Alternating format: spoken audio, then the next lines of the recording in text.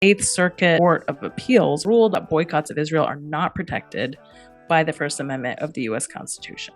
Various versions of this law now exist in over 30 states. Judges in Texas, Arizona, Georgia, and Kansas have all unanimously found that these laws are unconstitutional. The ACLU has confirmed that it will take this case to the Supreme Court. They've been doing a good job recently, so very excited to see which one, if not all of them, are Zionists. The European Union has resumed funding of those Palestinian NGOs that the apartheid state accused of being terror organizations. Anytime the occupation accuses somebody else of terrorism, it reminds me that O.J. Simpson once said he's terrified to run into the person who murdered his wife. Did he really? He did. And I'm like, what a weird way to say you don't own any mirrors. Hello and welcome to episode 61 of the Palestine Pod, the weekly podcast where we break down the latest headlines dealing with Palestine from all over the world and bring you stories, commentary, and interviews with the aim of supporting the Palestinian struggle for justice and equal rights. I'm one of your hosts, Lara E. You might know me from Instagram as @GazanGirl, and I'm joined by my co-host, Mikey B. What's up, y'all? Mikey B on TikTok, Michael Schertzer on Instagram. And you can call me Mikey Intifada if you think raising awareness for children makes you a terrorist, locking them up and torturing them for years makes you a democracy. Before we get into today's episode, please like, comment, and subscribe if you hang out with us on YouTube. If you're listening on a podcast app, subscribe and leave a review. As always, you can find our full episodes and sources on PalestinePod.com. And if you want to get involved in the conversation, reach out to us at PalestinePod@gmail.com and give us a follow on Instagram @ThePalestinePod. Find us also on Patreon, where you get early access to the Palestine Pod episodes and an additional 1 to 2 podcasts per week, including the Patreon Pod, which is a little more laid back. We talk politics, Palestine, pop culture, and get a little more personal. We're also hosting our monthly Zoom happy hours with our Patreon subscribers only, and we recently launched the Palestine Pod Book Club, so check us out on patreon.com/PalestinePod. We got a lot of news to get into because we haven't really been news focused for like the last few episodes. So we had a run of interesting guests, and now we're back to news recaps for this week. In U.S. news, one of the bigger stories this week is the decision of the Eighth Circuit Court of Appeals, which ruled on June 22nd that boycotts of Israel are not protected by the First Amendment of the U.S. Constitution. This is a disaster. Classic Eighth Circuit. Yeah, classic Eighth Circuit, just, going off the rails. What's that lawyer joke? There is a joke about the Eighth Circuit. Yeah, tell it. The joke is just that the Eighth Circuit always does the opposite of what all the other circuits do, just to be like zany. So whenever you get a decision out of the Eighth Circuit that's a bit weird, everyone's like, oh, it's just the Eighth Circuit being the Eighth Circuit. Like, that is the joke. No. That's the joke. No. The joke was like, if you got a decision by the Eighth Circuit and then you went to the Supreme Court, they were like, you win automatically or something like that, because they know that the Eighth Circuit is full of weirdos. Okay, but that's like the same joke, essentially. It's 100% not. I'm glad we went down this tangent. Okay, let's get back to the episode. Okay. The ACLU has confirmed that it will take this case to the Supreme Court. Obviously, there's going to be massive consequences for free speech in general in the United States. The notion that boycotts are not a protected form of speech, it's going to have reverberating consequences on all sorts of different issues in the U.S. if this is confirmed by the Supreme Court. And, obviously... They've been doing a good job recently, so very excited to see them weigh in on this and see which one, if not all of them, are Zionists. Usually judges try to stay away from making political statements, so as not to undermine, put at risk their career in the judiciary, because it might affect, because some judges have to run, others are appointed, so it might affect that. Yeah, Clarence Thomas didn't say a word for years. Yeah, so there you go. There's that. He was just taking the fifth, though. Actually, the assault cases. Yeah. So this case, for those that don't know, centers around a law which requires public contractors to sign a pledge that they promise not to boycott Israel. if you refuse to sign this pledge, then you are fired from your job or you risk not being renewed if you're on a renewable contract. Various versions of this law now exist in over 30 states. So this is a huge, huge, huge problem. And over the past few years, several Americans have come forward and they have sued their respective states for violating their First Amendment rights with respect to these measures. We've covered one of them previously before on the Palestine pod. It was the case of the speech therapist in Texas. There was also a lawyer in Arizona. Abby Martin as well. Wasn't Abby Martin also in Georgia was another one of them? Yeah. And she won her case. No, but this is the thing. They all have won. So Right.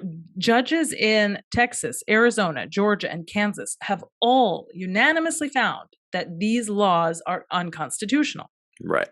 Right. So the exception was Arkansas, where the plaintiff in this case was publisher of the Arkansas Times. And although he himself was not actually involved in a boycott of Israel, saw this measure as a means that could be used to attack Americans' rights more broadly on any issues. So he brought the case for that reason and ended up losing in district court. It was represented by the ACLU. They appealed to the Eighth Circuit and won the case. Then the state of Arkansas requested a rehearing, and the Eighth Circuit granted it. And then the ruling came out in the second instance against the plaintiff in that case. So very, very bizarre. I didn't even know. You got to imagine that the ruling came out, and then somebody from like the fucking JDL or the ADL or one of the DLs, you know what I mean? They're all on the DL, if you know what I'm talking about. One of those organizations like pressed the state government probably, and they had a rehearing with the notion in mind that they should find the other decision. Yeah, I don't know the specifics, but I wouldn't, that sounds like, very feasible. It's of course not surprising, right? That something like that could happen and that influence could be wielded in that way. It's like anytime they do an investigation, Right. The investigation finds that it's actually anti-Semitic to boycott. ACLU is going to take this before the Supreme Court. We should all be very, very, very vocal and expressive of our total disagreement and with respect to this ruling, and everybody should speak out, organize, go to protests if there are any in your area. If there are not, you should organize them, because this is really, really going to have far-reaching consequences. What is crazy about the court's ruling the second time around is that the judge found that boycott was a mere economic activity without any expressive qualities, which is really bizarre because anybody who's engaging in BDS is by definition doing it because they are making a political statement. I mean, you cannot separate the boycott from the statement that is underlying the boycott. You don't boycott for no reason, right? You're boycotting because of something. And that is the thing that you want everybody to know. So in an effort to create a movement and to garner attention on it, you announce a boycott and you ask people to join. Like there is so much about it that is political and expressive, and it is actually only that in nature. It has nothing to do with economics. I mean, in the sense that the message is not, oh, we're boycotting just because what? Because we want this company to make less money, but why, right? But for what reason? Join my apolitical boycott. Right. I'm collecting signatures for nothing. There you go. Please sign this petition that endorses neutrality. Okay, thank you for saying that in 2 words, where I struggled to like identify the issue. Hey, but you did go off on one of your monologues, and that's nice. It felt like you were warming up like a teapot. It's like started whistling at the end. Boycott is only economic activity. What does that even mean? Anyways, terrible decision. It means they're separating the art from the artist, and they still listen to Remignition. All right. Anyways, if you want to keep reading about this, Julia Basha at Julia Basha on Twitter did a really extensive thread and posted some amazing resources in the thread. And I encourage everybody to check it out. Yeah, and if you don't want to join a protest, go ahead and do what they do in France and just start burning things down. I mean, I wish I could say that that's what they do. They've become so docile here. I know. It's like it used to be like a steak knife, and now like the French people are kind of like a butter knife. Here. I argued with the French woman about it. She was like, "Sacre bleu," you know what I mean? Shit, whatever. French people don't say that. Sacre bleu. Literally, no French person has ever said that in like the history of France. Well, that's a caricature that Americans perpetuate of French people. Which is funny because there are caricatures that are real. Like French people do walk around in the street carrying bread. That's real. Yeah. Nobody says sacre bleu? No, nobody's ever said that. What about cordon bleu? The European Union has resumed funding of those Palestinian NGOs that the apartheid state accused last year of being terror organizations. Obviously, these accusations were totally baseless. Obviously, it's just that thing that Israel does when they just say that everybody's a terrorist because they don't agree with apartheid. But for whatever reason, the EU was like, oh, let's investigate. There are times when an investigation is necessary, and then there are times when it's totally not necessary. In this case, no investigation was needed, but they carried one out anyways. So the European Commission informed Al-Haq and the Palestinian Center for Human Rights a few days ago that their 13-month-long suspensions were lifted unconditionally and with immediate effect. And they basically said that there was no evidence of any connections to terrorism or terror financing. Yeah. Hey, anytime the occupation accuses somebody else of terrorism, it reminds me that O.J. Simpson once said he's terrified to run into the person who murdered his wife. Did he really? He did. And I'm like, what a weird way to say you don't own any mirrors, truly. That is an excellent analogy. And a great joke structurally. Thank you so much. It really is. You are on your game today. So I think it's very important to know that no evidence was provided by the apartheid state to substantiate its claims that these organizations, Al-Haq, the Palestinian Center for Human Rights, and 4 others were quote-unquote terror organizations. So I think it's clear to us that obviously these Palestinian organizations were not involved in quote-unquote terror financing. It's clear to everybody who's paying attention. Of course, now the European Commission has admitted it themselves and has reversed their decision to withhold funding from these organizations. But I think it's very interesting how all the apartheid state has to do is make a blanket statement accusing Palestinians of quote-unquote terrorism, provide absolutely no evidence. And this is in all the reports on the decision taken by the EU to withhold funding. It has been stated very clearly that the apartheid state provided not a shred of evidence to support their claims. And yet, the EU moved very quickly to suspend funding and to carry out an investigation on their own into these allegations. Now, when you contrast this to the behavior of governments in the wake of the murder of Shireen Abu Akleh, you will see that the hypocrisy and the double standards are so alarming. Not only do we have organization after organization after organization after news agency, including some of the most mainstream news organizations in the world. We have the UN, we have you name it. The list of entities which have come out and have said unequivocally, Israel murdered Shireen Abu Akleh. We have reconstructed the entire scene from beginning to end. We have time steps. We have eyewitness evidence. We have videos. We have photography. We have the whole thing. And the apartheid state has come out and admitted it themselves. And yet, we cannot get a single measure to be taken, whether by the United States or by the EU or by anyone else in the international community, to hold them accountable for what they admit that they have done.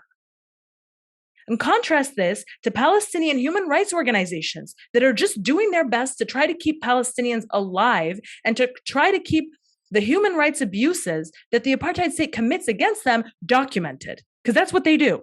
They document and they try to provide support. Yeah, so I think what we got to do is we got to get Defense for Children International some nukes.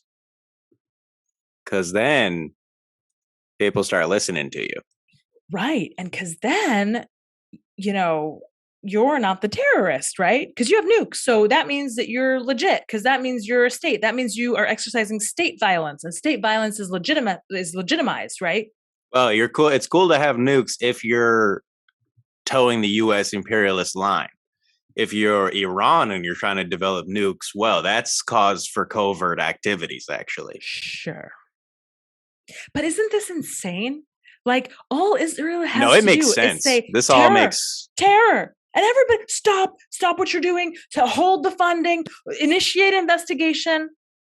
They said they killed her, and they said that they were not going to do anything about it because it might cause some problems. That was the latest statement that they made after they spent a week lying to the world, and they were like, yeah, actually it was us.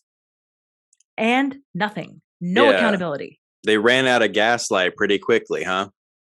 Yeah. Not a ton of fuel. I guess they're having to pay US prices. There is absolutely no excuse for this glaring hypocrisy and double standards in the way that Palestinians are treated when they are massacred and when their murderers admit to their massacre, versus when Palestinians are merely trying to stay alive, and the barrage of red tape and investigations and suspicion and uncertainty that they are treated with for just trying to stay alive. That reminds me of a terrifying story that I heard of a young boy who somebody attempted to sexually assault him. He went to report it to the occupation police, and they ended up arresting him. And obviously the perpetrator was not investigated. And so it's just a classic story of like Zionists harm Palestinians, Palestinians try and appeal to some authority figure to get some sort of reprieve. And then what happens is they get persecuted, they get punished for simply existing and reporting the events that happened to them. Yeah. Pretty neat little formula they've got going on over there. Yeah. That story that you mentioned about the Palestinian teen who complained of sexual assault, it was reported by Eye on Palestine. The Middle East Eye reported earlier this week that 3 Israelis were wounded by Palestinian fighters in West Bank flashpoint. Now, the Middle East Eye generally has good reporting. This article is weird, but the reason why I want to talk about it is because it's actually a version of an article that we see often about members of the apartheid state, which is every once in a while, a news organization will pick up a story about how an Israeli, whether a settler or a soldier or a settler soldier, has been injured. And what is always so telling about these stories is that they always use the terminology lightly wounded, right? So to give you an idea, "'Tis but a flesh wound." They always say that the Israelis were lightly wounded. And there's so many things to be said about this type of reporting. One, why are we reporting on people who have been lightly wounded? Is that even something that we should be reporting on? 2, if we're reporting on Israelis who have been lightly wounded, then why don't we report about all the Palestinians who have been lightly wounded? Maybe because there are so many that have been massacred that if we want to go back to all those who have been lightly wounded, well, then that's basically everybody in Palestine. 3, what is the point of a story like this? Is it just to create the impression that there are 2 sides and both sides are getting equally injured or equally, the subject of violence? And I think the last point is it's also a great symbol of the dehumanization of Palestinians, because if Palestinian life meant as much as Israeli life, then we would also care to hear about Palestinians who were lightly wounded. But I dare any of you to go online and type Palestinian lightly wounded and try to find an article anywhere telling you about Palestinians who have been quote unquote lightly wounded. You won't find any, but you will find several articles about different incidents at different moments in time published by different news organizations that always refer to an incident where an Israeli has been lightly wounded. It's almost like they are never being wounded. And the moment that they are lightly wounded, they're like, we got one, send it to the press, you know? It's kind of like because it doesn't make sense to comment on a colonizer being lightly wounded in a context where they are literally committing genocide against the native population. And they are, as we speak, expelling thousands of Palestinians from their homes. Can you imagine the headline? White South African settler lightly wounded? Like, like it's a joke. What? Like, you have to laugh at it. So this article. It sounds like a breakfast order. I'll take my eggs lightly wounded, please. This article, I just mark my words, history will not look kindly at articles like this.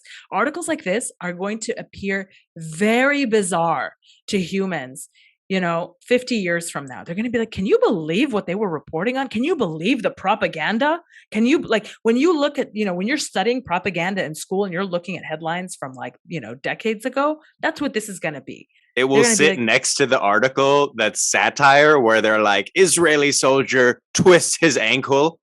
Yeah. And then they're like, wait, this was a real one though.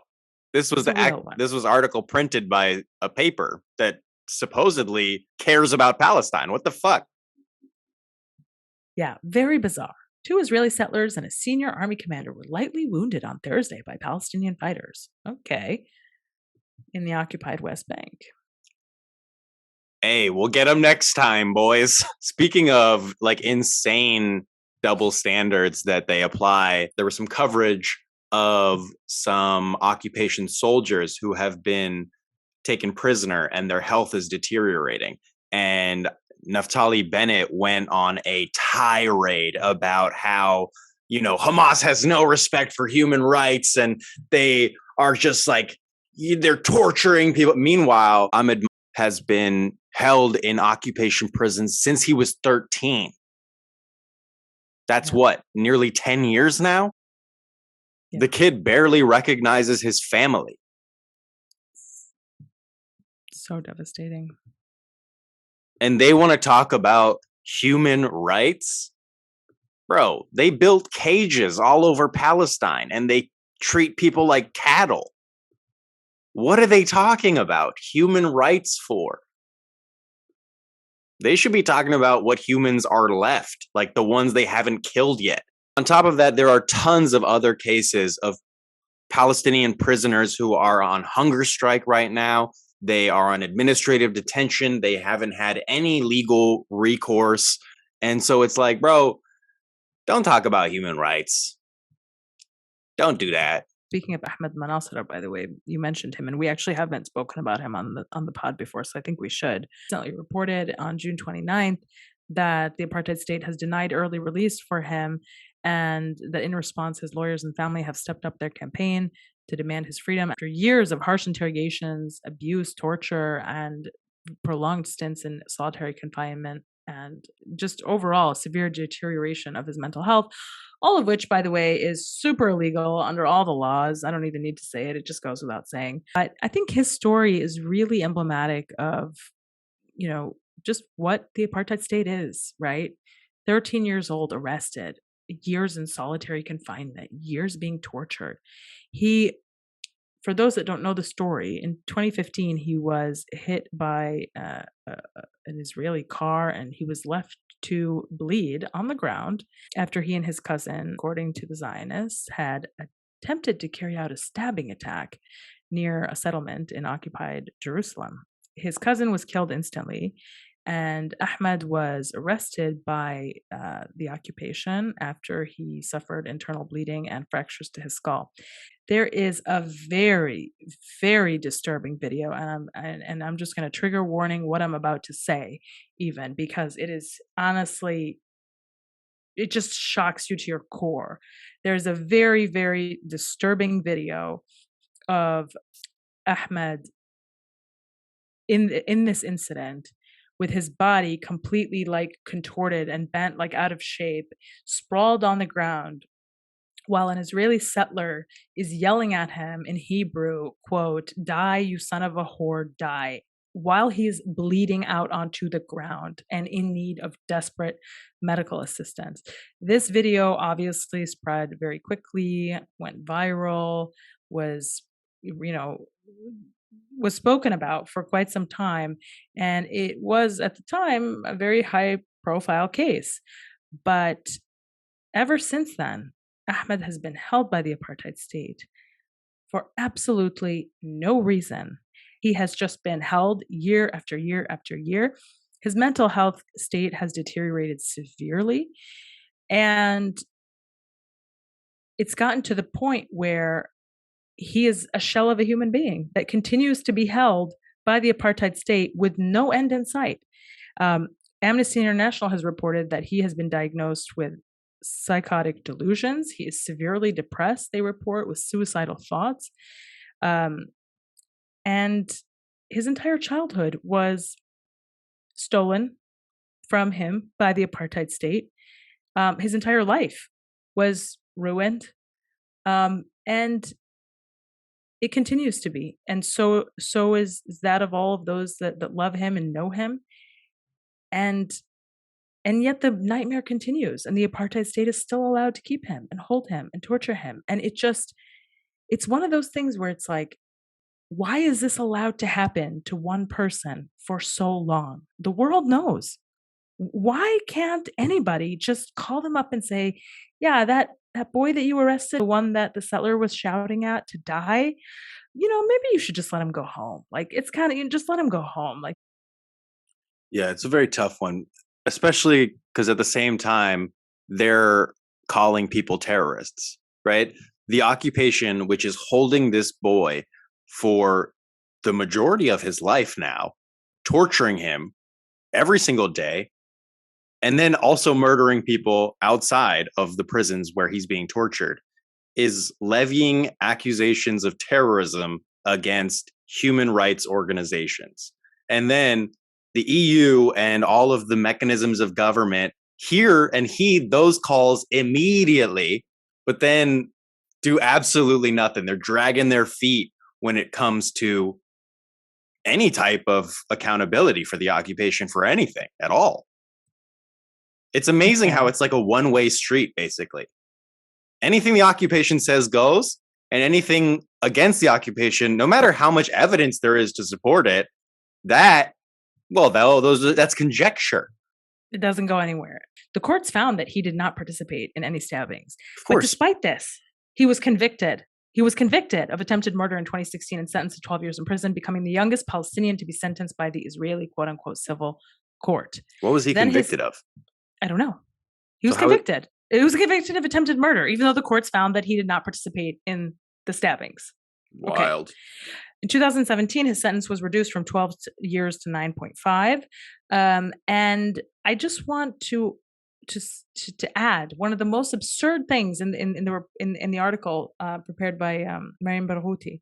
She talks about how his lawyers reported that he was interrogated while under anesthesia, when he was neither fully aware nor in the presence of guardians.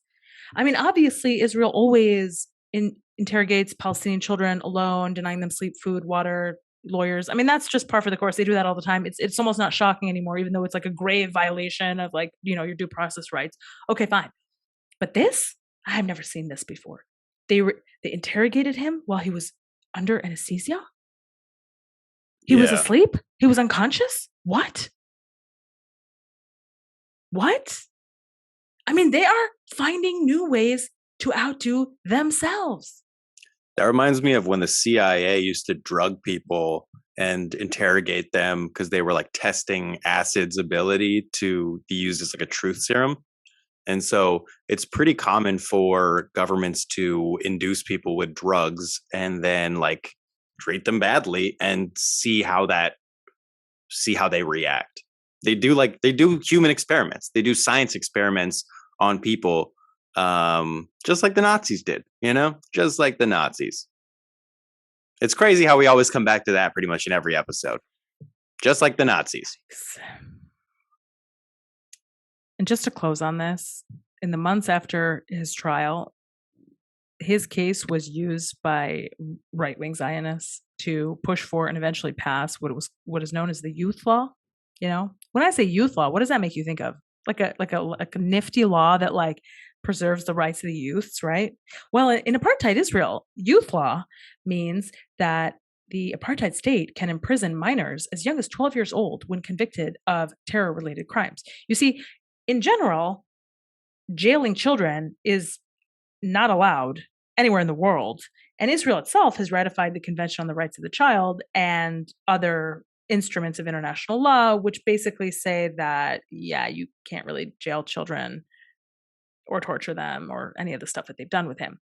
And they were like, we hear you, but. Not only have they done all of that, but they have also doubled down and passed a law at the national level, which directly contradicts their obligations under international law to not jail and torture and kidnap and interrogate children without lawyers and parents and all this stuff.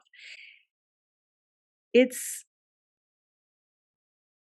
just Israel being Israel. What can you say? The Youth Law is a law about how you can jail kids as young as 12 years old. There you go. Youth Law. Anywhere else in the world, a youth law would be stopping them from working in the mines. For example, you know, the youth law is no more child labor. But in Israel, it's we can arrest you if you're 12. Yeah. In the youth law, in the occupation, it means you actually belong to Jeffrey Epstein. This week in Democratic fuck-ups, you're going to love this one, Michael. In case you missed it, Nancy Pelosi stood on a podium and recited a poem by a Zionist poet who romanticized an illegal Israeli settlement that sits atop an ethnically cleansed Palestinian village. And in this poem that she recited, which is really weird that she was even doing that, doesn't seem like it's part of the job description. The poem is entitled, I Have No Other Land, which is also really bizarre because it's like, do you ever like tell a lie and then go out of your way to like justify, you know, and give too much detail and then it's like obvious that it's a lie? That's what this is, like titling it, I Have No Other Land. It's like, well, you do because you came from somewhere else and you literally have another passport. You literally do. Like you could have written a poem called This Land is Awesome or like My Land is Great. No, but you wrote a poem called I Have No Other Land. Like, you see what I mean? Like it's a little defensive. On the nose. Yeah. Bizarre. And I hate the way that she prefaced it too. She was like, he's Israeli. He's an Israeli poet. And I actually met his wife when I was over there writing them checks. Yeah, it's I like to hand deliver the checks. And also I bring them some ice cream from my freezer. It stays weird. Cold because I'm cold-blooded. As long as I'm touching it, it's ice. I'm an ice queen. It stays cold. Jewish Voice for Peace commented that it is absurd yet fitting that Pelosi reads Israeli poetry expressing love for the settler colonial nation despite the violence inherent to it. It is weird to me because she recited this poem within the context of the overturning of Roe v. Wade. I don't see the connection between a Zionist saying I have no other land and the overturning of Roe v. Wade. Somebody explain it to me, maybe in the comments. But allow me to share this riddle by Mussolini. I bet you that's level 2 for the Zionist Democrats. Allow me to take a knee and tell you about Pol Pot. Riddles. I love that. That's so good.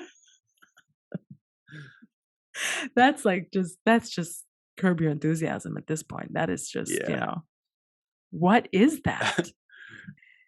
Oh my God. Low-key tweeted, since 1989, pro-Israel groups have contributed at least $110 million to Democratic members of Congress and candidates.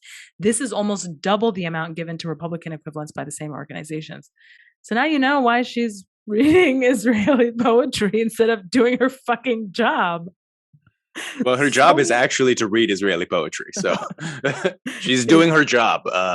Just not the one we hoped she would do. Like, this is hilarious. This is not the first time that Nancy Pelosi has recited this poem. She also recited It's her go-to. It's a classic. Hold on. She also recited it in January 2021 in an effort to persuade Republicans to vote in favor of the impeachment of President Donald Trump. Yes, she also recited it on January 6th.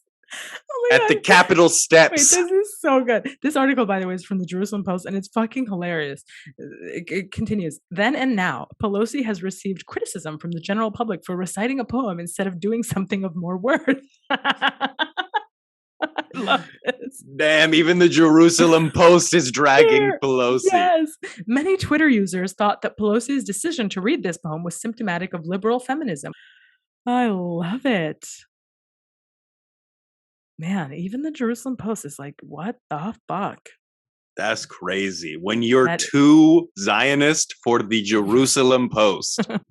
Yikes. Yeah, highly Zionist establishment, by the way, in case anybody was wondering. They are known for moving the Jerusalem goalposts. In good news, coming out of colonial Canada, the Ontario Federation of Labour has passed a motion declaring their opposition to the dangerous IHRA definition of anti-Semitism and endorsing an embargo against arms trade with the occupation of Palestine. The OFL represents over 1 million Ontario workers from 54 unions. Independent Jewish Voices congratulate the OFL and their members on taking a strong stance in support of Palestinian liberation and against the weaponization of anti-Semitism accusations. We love to see that because, as we know, the IHRA is some bullshit, and it is a part of a larger Zionist effort to criminalize Palestinian human rights activism. So shout out to the anti-Zionist Jewish community in KKK Canada. They are doing the best that they can. Also, breaking news that literally I just got an email alert for. Apparently, Palestinians are going to hand over the bullet that murdered Shireen Abu Akleh to the U.S. Why? Because they're fucking idiots. Because the PA has no sense. Hey, we're not going to give the bullet to the people who shot it. We'll just give the bullet to the people who gave the people who shot it the bullets. Literally, Michael. They're returning it to the U.S. and they're like, this is yours, right? Michael. You sent this here? Michael, literally, that is the quote from the PA. Nah, shut up. For real? Wallahi, that is the quote. I swear to God. Listen to this quote. Bro, they're too hard to even satirize anymore. Because you just predicted what they said, guys. This is not planned. Michael has not seen the article yet. Quote. I don't even read. Michael is illiterate. Okay, Palestinians to hand over a bullet that killed journalist Shireen Abu Akleh to the U.S. The quote is, "We will not hand over the bullet to Israel, but we agreed that the Americans will check it." End quote. Palestinian Attorney General Akram al-Khatib told Haaretz. Damn, bro. That's tough. It's totally unnecessary. Everybody knows they did it. They said they did it. Why is this? Why are we participating in these sham procedures? Have some respect for yourself. Seriously. That is a message to the PA and anybody who participated in this decision to turn over this bullet to the fucking US. Yeah, and I know the PA is listening to our podcast, so fucking, you better listen to her. PA. Boss. Hey, I know you listen to the one with Diana Buttu. You little bitch ass. Al Jazeera is going harder for Shireen Abu Akleh than the PA is. The PA is like, yeah, we're good with the cover up. Sounds good. Whereas Al Jazeera is legitimately lobbying to get a full investigation from the UN. Yeah, but the UN also said that Israel murdered her, didn't they? Oh, they know. Yeah. They're just trying to take it up in front of the UN, whereas like Yeah. the But the UN PA said so already. They said it June 24th. The UN High Commissioner for Human Rights said so. So yeah. at the UN Human Rights Office, they concluded their independent investigation and they said that they killed her. Yeah. So another report that I noticed was that Israel is keeping the US out of the loop on alleged covert attacks in Iran. Sources tell CNN that US not informed about the efforts against the nuclear program in Iran or the assassination of IRGC Colonel Kodeh. A report from CNN, which cites multiple sources, appears to crack the veneer of close communication and cooperation between the occupation and the United States regarding efforts against Iran's nuclear program and may underline U.S. concerns surrounding the occupation's more aggressive campaign, which has been blamed for a number of high-profile assassinations. According to sources, the Biden administration has generally refrained from interfering in the alleged targeted assassinations and sabotage activities. The occupation does not let the U.S. know about actions ahead of time and rarely acknowledges them afterward in closed-door conversations. The network cited the U.S. official who said that Israel was behind the assassination of Iranian Revolutionary Guard Colonel Hassan Sayyad Kodeh last month. CNN said it spoke to a U.S. official and other U.S. sources privy to U.S. intelligence, but did not specify whether they were American, Israeli, or from somewhere else.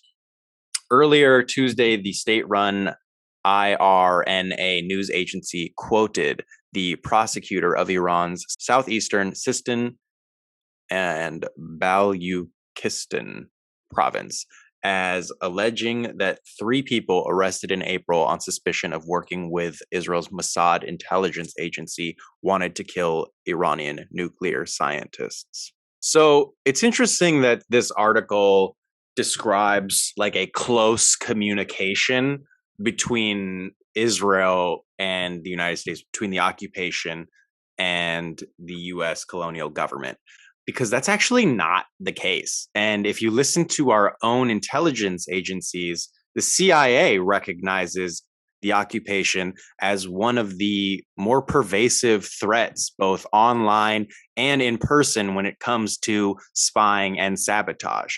And there's also the agreement called the Five Eyes, which is like all of the major, Western imperial countries that share technology. And it also includes like Australia. And Israel is not a part of that one because everybody knows that they're not trustworthy. We see instances of the occupation infiltrating governments, organizations, institutions, whether they be like corporate or any type of industry. They have agents who are infiltrating.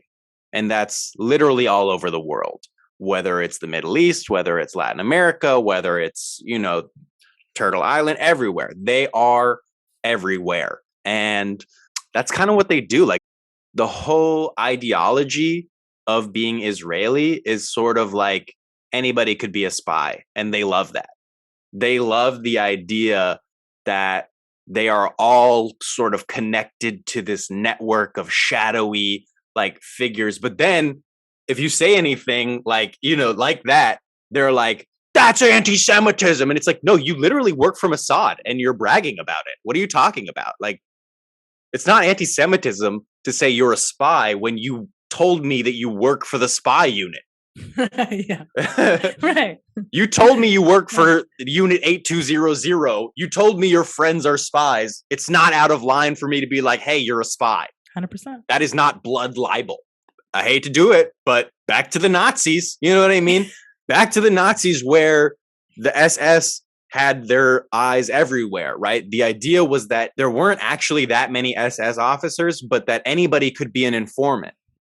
Anybody, your neighbor, right? And it's like here, they're openly informing, they're collaborating with the government to kick people out of their house, to murder people, to scare Jewish anti-Zionists, to, just constantly steal more and more Palestinian land and displace more Palestinian people. It's not even like anybody could be. They're conscripted.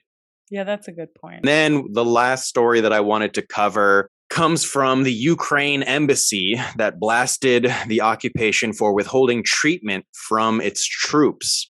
So the Ukraine embassy launched a unusual campaign, according to Ynet News, that takes the Israeli government to task for what it calls, quote, drawn out delay in the provision of medical treatment to Ukrainian soldiers who lost limbs during the conflict with Russia. As part of the funded campaign, the mission shared on its social media an image of a 19-year-old Ukrainian soldier named Dalil, who had lost both of his legs in a Russian assault and requires urgent prosthetic transplant. The Israeli government is unwilling to treat him only because he is Ukrainian, the ad reads in Hebrew in a bold red text with the official logo of the Ukrainian embassy emblazoned on the bottom left corner. The image was accompanied by a caption reading, "Many Ukrainians lost limbs in Russian attacks. Israel is an international powerhouse in the field of prosthetics. We expect the Israeli government to do the right moral thing and help Dalil and many other Ukrainians walk again. There is no justification for the drawn-out delay of aid in this humanitarian field." Occupation officials in occupied Jerusalem expressed their outrage at the campaign, which they say deviates from diplomatic etiquette, according to which a foreign diplomatic mission does not criticize the government of the host country. Oh. Quote, "This approach is unacceptable. There is a way to convey requests, and it is untoward for a foreign ambassador to abase the country in which he is no more than a guest," the occupation official said. Crazy, because you're also a guest there, my boy. This is not the first time Jerusalem and Kiev have run afoul of each other over the medical care of Ukrainian soldiers in recent months. Can you believe that the occupation is dragging its feet when it comes to replacing other people's limbs? They literally made like thousands of people in Gaza amputees. So if they're an expert in prosthetics, is it because they're an expert in making people amputees? Like, I don't actually think they're an expert in prosthetics. They're an expert in blowing people's legs off for sure. Like, yeah, where does that come from? Because their strong suit is landmines. There's a literal amputee crisis in Gaza because during the Great March of Return, the Israeli snipers would routinely fire on Palestinians' legs, and they would have to be amputated. And so you have Palestinians that have been amputated once or twice. Palestinians even have a soccer team in Gaza that is made of all amputees that have been attacked by Israel and had to have their legs amputated. And they actually target soccer players. There was that kid who had like a bright future as a soccer player, and then they shot him in the leg because they knew who he was. It's common practice to shoot limbs. So the policy was actually called shoot to wound. So the point is they're not trying to kill everybody. They just want to disfigure. Yeah. But they also want to kill others. Oh, I mean, they're killing. Nobody is accusing them of not killing people. Right? That is where they lead. I would say that's where they are a leader in the world, is murdering innocent people. Number one on the list, maybe. You know what I mean? Maybe at least they got to make the top 5 at least. Yeah. Dead or alive. Yeah. Folks, that has been another episode of the Palestine Pod. Thank you all so much for listening. Check us out on our website, www.palestinepod.com. Follow us on Instagram at @thepalestinepod. Send us an email at palestinepod@gmail.com. And find us on Patreon, www.patreon.com/PalestinePod. Folks, that has been another episode of the Palestine Pod. Thank you all so much for listening. Have a great day.